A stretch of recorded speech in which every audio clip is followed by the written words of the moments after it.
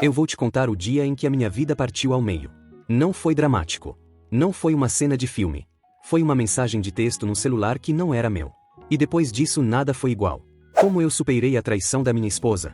Após anos de mentiras eu finalmente encontrei a paz. Era uma sexta-feira à noite. Eu havia chegado em casa antes dela. A casa estava quieta, aquela quietude específica de fim de semana que começa, quando você ainda não sabe o que o fim de semana vai trazer. O celular dela estava carregando na bancada da cozinha. Vibrou. Eu olhei sem intenção de ler. Era reflexo. O tipo de coisa que você faz com qualquer objeto que emite som ou luz perto de você. Mas a mensagem estava visível na tela bloqueada.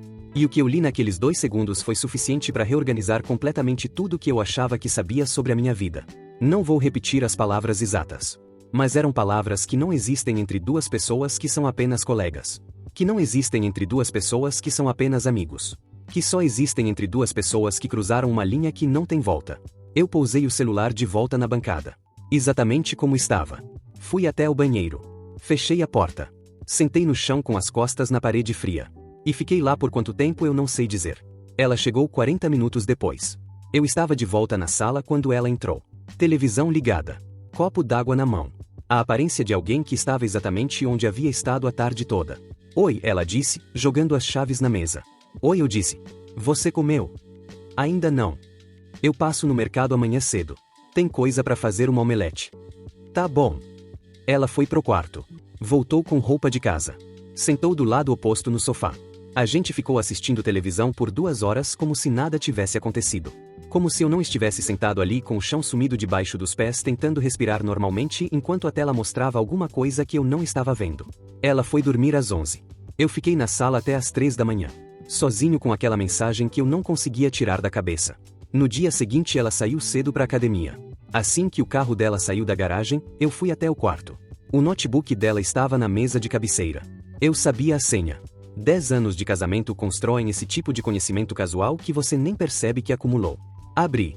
E passei a hora seguinte descobrindo que o que eu havia visto na mensagem não era começo. Era a continuação de algo que havia começado muito antes. 2 anos. 2 anos de e-mails, de mensagens, de encontros planejados, de uma vida paralela construída com uma meticulosidade que me deixou mais atônito do que qualquer detalhe específico. Porque trair uma vez, na raiva ou na fraqueza ou no impulso, é uma coisa que eu poderia ter tentado compreender. Mas 2 anos de planejamento deliberado é outra coisa completamente. É uma escolha renovada todos os dias. Eu fechei o notebook. Coloquei de volta exatamente onde estava. Fui fazer café. E liguei pro meu irmão. Meu irmão mais velho, Roberto. 52 anos, casado há 25, aquele tipo de presença que quando você está no pior momento da sua vida você quer por perto não porque ele vai resolver alguma coisa mas porque ele simplesmente é sólido. Preciso te ver, eu disse quando ele atendeu. Algo na minha voz disse tudo antes de qualquer palavra. Onde você quer que eu vá? Ele disse. Aqui em casa. Ela saiu. Tô indo. Ele chegou em 20 minutos. Entrou, me olhou, não disse nada. Foi até a cozinha, pegou a cafeteira, fez café novo. Sentou à mesa. E esperou. Eu contei tudo. A mensagem de ontem. O notebook de hoje. Os 2 anos. Ele ouviu sem interromper uma vez. Quando eu terminei ficou em silêncio por um longo tempo. O que você precisa agora? Ele perguntou. Não sei, eu disse. Então você não precisa saber agora, ele disse.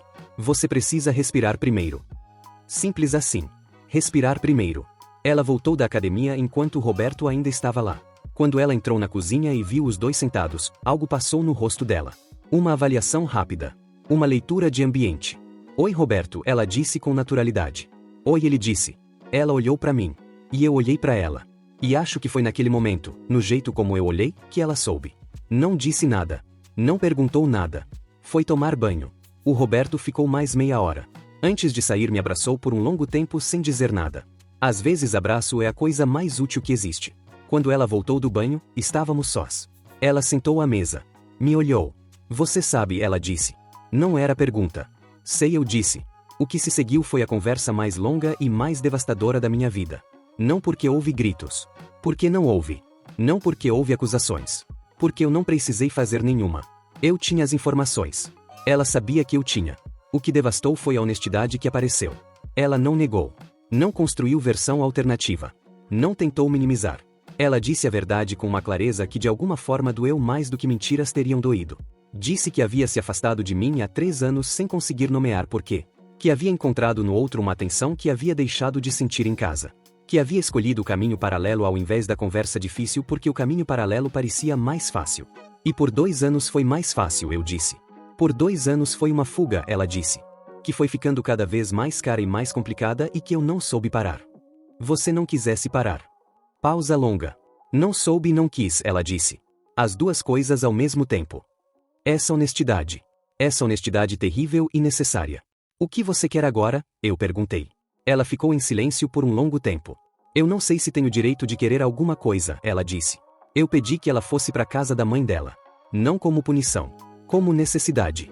Eu precisava de espaço físico para existir sem a presença dela preenchendo cada cômodo enquanto eu tentava processar algo que ainda não cabia completamente em nenhum lugar dentro de mim. Ela foi sem questionar. Pegou uma mala. Me olhou na porta. Eu sinto muito, ela disse. E eu soube que era verdade. Eu sei, eu disse. E fechei a porta. Os dias seguintes foram os mais estranhos da minha vida. Não porque foram dramáticos. Porque foram absolutamente normais por fora e completamente destroçados por dentro.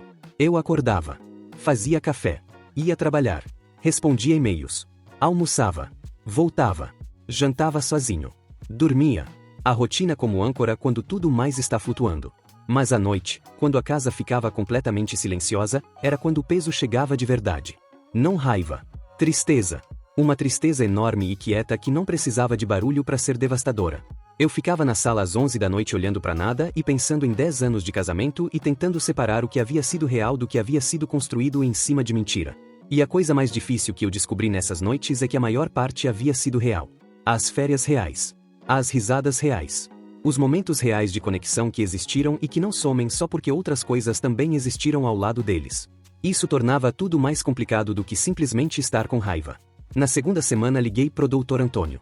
Terapeuta que eu havia visto anos antes por um período curto e que havia ficado na minha cabeça como alguém com quem eu conseguia falar de verdade. Ele atendeu a ligação pessoalmente quando eu liguei pro consultório. Preciso de um horário, eu disse. Pode amanhã às 18? Ele disse. Pode. Fui. E nas primeiras 2 sessões eu basicamente fiz o que não havia conseguido fazer em casa. Eu falei. Sem filtro, sem estrutura, sem tentar organizar em narrativa coerente. Só falei. O Dr. Antônio ouviu tudo. Na terceira sessão ele fez a primeira pergunta que me parou completamente. Quando você olha para o futuro agora, o que você vê? Eu fiquei em silêncio. Nada, eu disse eventualmente. Eu vejo nada. Onde havia um quadro agora tem uma parede em branco. E o que uma parede em branco significa para você? Vazio, eu disse. Ou possibilidade, ele disse. As duas coisas têm a mesma aparência no começo. Essa frase ficou comigo por semanas. No 18º dia ela me ligou. Não com pedido. Com uma informação. Eu terminei, ela disse. Com ele. Definitivamente. Quero que você saiba não porque muda alguma coisa necessariamente. Mas porque você merece saber. Obrigado por me contar, eu disse. Você está bem? Não, eu disse. Mas estou funcionando. É suficiente por agora. É tudo que eu tenho. Silêncio. Eu posso te perguntar uma coisa? Ela disse. Pode. O que você precisa de mim agora? Eu pensei antes de responder. Espaço, eu disse. E honestidade quando o espaço acabar. Você me avisa quando acabar. Eu aviso. 6 semanas depois do dia da mensagem, eu fui até a casa da mãe dela. Não com decisão tomada. Com a clareza de que algumas conversas precisam acontecer presencialmente porque palavras ao telefone não carregam o mesmo peso de palavras ditas olho no olho. Ela veio até a porta quando eu toquei. Me olhou. Entra, ela disse. Sentamos na varanda dos fundos. A mãe dela teve a delicadeza de desaparecer pro interior da casa sem fazer perguntas. Ficamos em silêncio por um momento. Eu preciso te fazer uma pergunta, eu disse. Pode fazer. Se você pudesse voltar ao momento em que tudo começou, 2 anos atrás, o que você teria feito diferente? Ela ficou em silêncio por um longo tempo. Teria te dito que estava me sentindo sozinha, ela disse. Teria tido a coragem de nomear o distanciamento ao invés de preencher o espaço com outra coisa. Por que você não teve essa coragem? Porque eu tinha medo, ela disse. Medo de que você dissesse que estava tudo bem quando não estava. Medo de que a conversa confirmasse que a gente havia se perdido de um jeito sem volta. Então eu evitei a conversa e encontrei uma saída que parecia mais segura. Mas não era mais segura. Não era. Era só mais escondida. Eu fiquei em silêncio por um momento. Você estava se sentindo sozinha comigo, eu disse. Sim. E eu não sabia. Você não sabia porque eu não te disse. E você não percebeu porque a gente havia parado de realmente se ver. Os dois, eu disse. Os dois, ela confirmou. Essa foi a primeira conversa honesta que a gente havia tido em muito tempo. Não sobre a traição. Sobre o que havia existido antes da traição que havia criado o espaço onde ela cresceu. Não era a absolvição do que ela havia feito. Era um mapa mais completo de como a gente havia chegado ali. E mapas são necessários mesmo quando o território que eles mostram é doloroso. Eu voltei para casa naquela noite com mais clareza do que havia saído. Não sobre o que fazer. Ainda não. Mas sobre o que havia acontecido de verdade. E entender de verdade o que aconteceu é o começo de qualquer caminho, seja ele qual for. Terapia de casal começou um mês depois. Não como sinal de que eu havia decidido ficar. Como forma de ter a conversa mais difícil no lugar mais seguro possível antes de tomar qualquer decisão irreversível. O terapeuta era diferente do Dr. Antônio. Uma mulher de 40 e poucos com uma precisão cirúrgica nas perguntas que ela fazia e uma paciência que parecia não ter limite. Na primeira sessão ela perguntou para cada um o que esperava daquele processo. Ela disse que esperava entender a si mesma. Não encontrar perdão, não recuperar o casamento necessariamente. Entender como havia chegado às escolhas que havia feito. Eu disse que esperava clareza suficiente para tomar uma decisão que eu pudesse olhar para trás daqui a 10 anos e saber que havia sido honesta. A terapeuta notou as duas coisas. Olhou pra gente. Vocês dois pediram coisas para si mesmos, ela disse. Não um para o outro. Isso é um começo incomum e é um começo bom. As sessões foram revelando coisas que nenhum dos dois havia visto completamente antes. O distanciamento que ela havia sentido tinha raiz numa dinâmica que havia se estabelecido ao longo dos anos. Uma dinâmica onde eu havia me tornado funcional e confiável, mas havia parado de ser presente de um jeito que ela conseguisse sentir. Presente como? Eu perguntei numa sessão. Presente de um jeito que me via, ela disse. Que perguntava como eu estava de verdade. Que notava quando eu estava diferente. Eu notava. Você notava e não perguntava, ela disse. E eu esperava que você perguntasse. E quando você não perguntava eu concluía que não importava. Isso não é verdade. Eu sei que não é verdade, ela disse. Mas era o que eu sentia. E sentimento não precisa ser lógico para ser real. A terapeuta se virou para mim. E você? O que você sentia nesse período? Eu pensei. Sentia que a gente estava bem, eu disse. Sentia que o cotidiano estava funcionando. Que não havia problemas grandes. E a ausência de problema grande você interpretava como? Como tudo bem, eu disse. E ela estava sentindo outra coisa. Ela estava sentindo outra coisa que eu não estava vendo. Silêncio. Não porque você não se importava, a terapeuta disse. Mas porque você havia parado de olhar. Esse foi o momento mais difícil de todo o processo. Não porque eu estava sendo culpado pelo que ela havia feito. Não era isso. Mas porque eu estava sendo convidado a ver minha própria contribuição para um ambiente que havia produzido algo que eu não havia pedido e não havia merecido. E essas são coisas diferentes que precisam ser mantidas diferentes. Ela havia feito escolhas erradas. Ponto. Não tem outro lado disso. Mas eu havia contribuído para uma distância que havia crescido sem que eu percebesse porque eu havia parado de olhar de um jeito que ela precisava ser vista. E carregar as duas verdades ao mesmo tempo, sem usar uma para cancelar a outra, foi a coisa mais difícil que eu já fiz. A decisão sobre o casamento veio 4 meses depois do dia da mensagem. Não num momento dramático. Numa manhã de domingo em que eu acordei e soube. Não soube que ia ficar. Soube que ia ir. Não com raiva. Não com rancor. Com a clareza serena de alguém que processou o suficiente para saber que a versão do casamento que havia existido não tinha mais os fundamentos necessários para ser reconstruída. Não porque ela não havia tentado. Havia tentado de verdade. Não porque eu não a amava. Ainda amava de alguma forma. Mas porque amor não é suficiente quando a confiança foi comprometida de um jeito que exige mais do que qualquer um dos dois tinha para reconstruir. E eu havia aprendido com a terapia que honestidade sobre os limites é mais respeitosa do que fingir que eles não existem. Eu liguei para ela naquela manhã de domingo. Eu preciso te dizer uma coisa, eu disse. Pode falar. Eu não consigo reconstruir, eu disse. Não porque você não valha o esforço. Mas porque eu não tenho o que é necessário para fazer esse trabalho de verdade. E fingir que tenho seria injusto para você e para mim. Silêncio longo. Você tem certeza? Ela disse. Tenho. Eu respeito, ela disse. Com uma voz pequena que eu soube que era verdadeira. Obrigada por respeitar, eu disse. O processo de separação foi limpo. Não porque não doeu. Doeu de um jeito que eu não havia previsto que doesse mesmo depois de tudo. Mas porque os dois havíamos chegado num ponto de honestidade que tornava a crueldade desnecessária. Dividimos o que havia para dividir com a ajuda de advogados que foram orientados pelos dois a facilitar e não complicar. Saí do apartamento que havia sido nosso por 8 anos num sábado de manhã com o que cabia em 6 caixas e 2 maços. Fui morar num apartamento menor, num bairro diferente, que havia sido alugado 2 semanas antes. Entrei. Coloquei as caixas no chão. Fui até a janela. Olhei para a rua lá embaixo. E senti alguma coisa que eu não havia sentido em muito tempo. Silêncio. Não o silêncio vazio de quem está sozinho. O silêncio limpo de quem chegou num lugar que é completamente seu. A paz não chegou de uma vez. Preciso ser honesto sobre isso porque a maioria das histórias de superação pula essa parte. A paz chegou aos pedaços. Em dias que eram bons seguidos de noites que não eram. Em semanas inteiras de clareza interrompidas por uma música no supermercado que ativava uma memória que você não havia se preparado para ter. A paz chegou na academia que eu havia retomado e que virou parte de um ritmo novo que era completamente meu. Chegou nas conversas com o Roberto que se tornaram semanais sem que nenhum dos dois planejasse isso.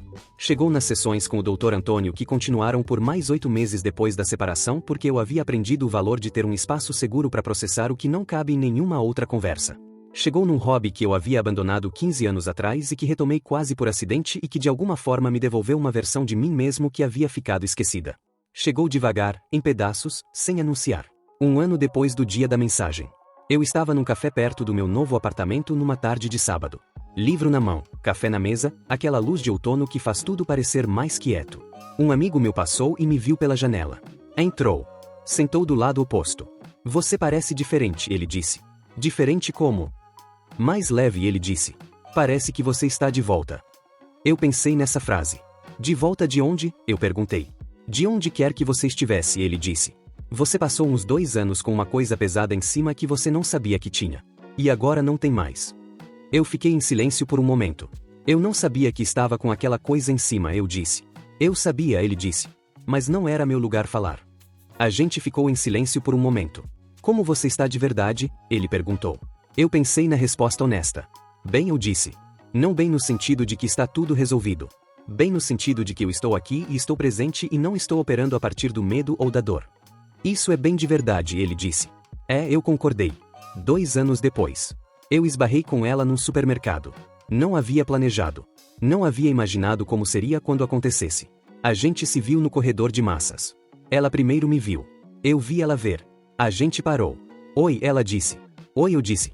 Ficamos em silêncio por um segundo que não foi desconfortável da forma que eu havia imaginado que seria. Você está bem? Ela perguntou. Estou, eu disse. Você? Também, ela disse.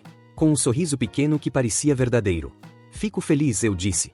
E era verdade. Eu também, ela disse. A gente se despediu. Seguiu cada um pro seu lado do supermercado. Eu fui até o corredor seguinte e fiquei parado por um segundo. E o que eu senti não foi raiva. Não foi tristeza. Não foi nada do que eu havia imaginado que sentiria. Foi normalidade. Aquela sensação de que a vida continuou e que a pessoa na qual eu havia investido tanto e que havia me machucado tanto era agora simplesmente uma pessoa que eu havia encontrado num supermercado. Não mais que isso. Não menos que isso. Normalidade. E normalidade, depois de tudo que havia acontecido, parecia um milagre pequeno.